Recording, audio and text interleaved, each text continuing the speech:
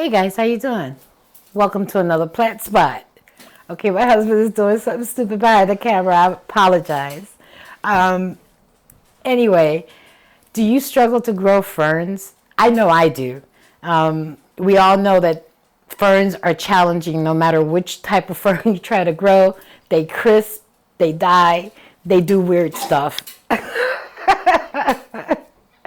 I wish I had a reverse camera so you could see him. Okay, he says I get silly. He's being super silly right now. Anyway, if you like this type of content, stick around.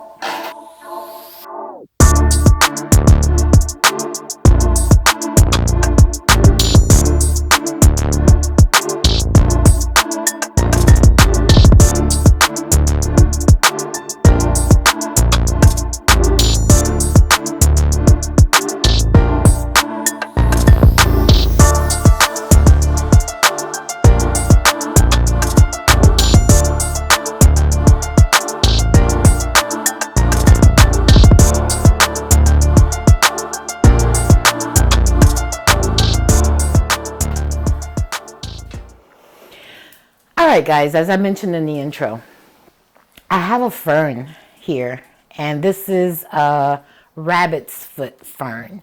And the reason it's called that is because it puts out these little thingies that look like rabbit's feet right here. They don't really look like rabbit's feet, but they're all furry and cute to me. Some people find it kind of weird. I think they're kind of cool. Anyway, when it puts out the new growth, they actually come out of these little furry things. For instance, if we focus in on this one, you can see how I guess, I don't know, would you call that a leaf?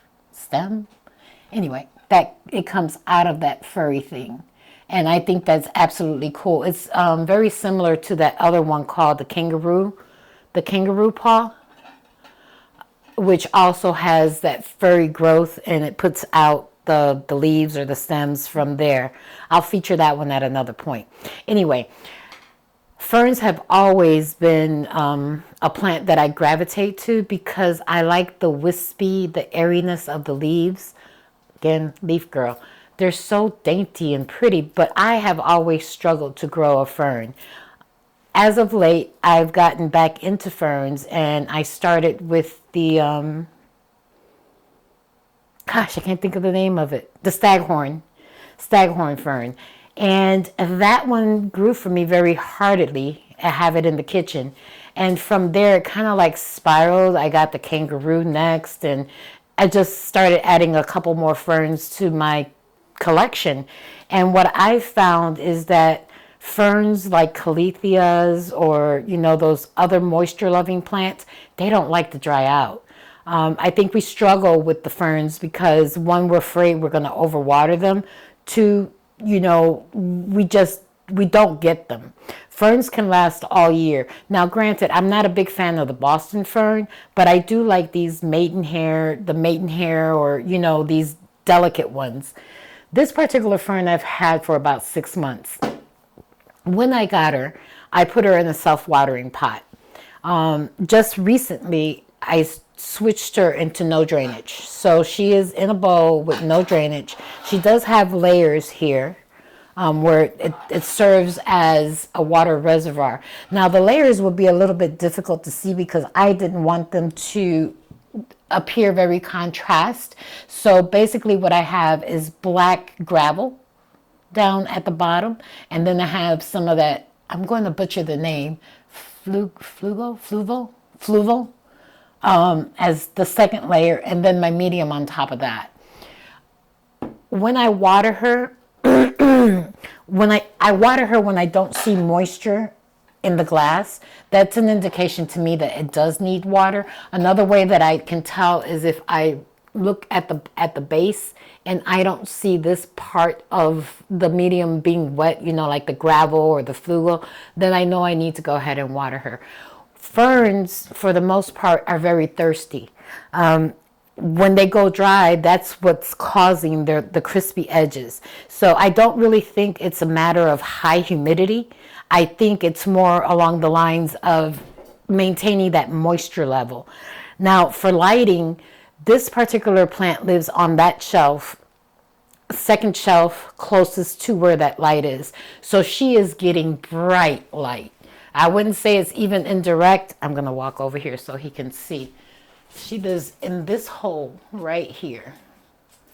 And I think, at least in my humble experience with the few ferns that I do have, especially of this kind, that they appreciate the bright light. Not direct, just very bright. And she seems to be happy there. Don't give up on the ferns. I think on a level of 1 to 10 for a beginner, I would say ferns, at least this type with the very dainty leaves, I would say would be like a 4 or 5. And that's only because you need to get used to the conditions, right? You need to provide her with the right conditions. So if you want to try a fern, my suggestion would be the big box stores. You know how they have the little, I think it's 3-inch containers with the little ferns in it. Start there. Don't buy a real big one. Buy a tiny one and nurture that one so that you can get a feel for how the plant actually reacts to your environment and how she grows.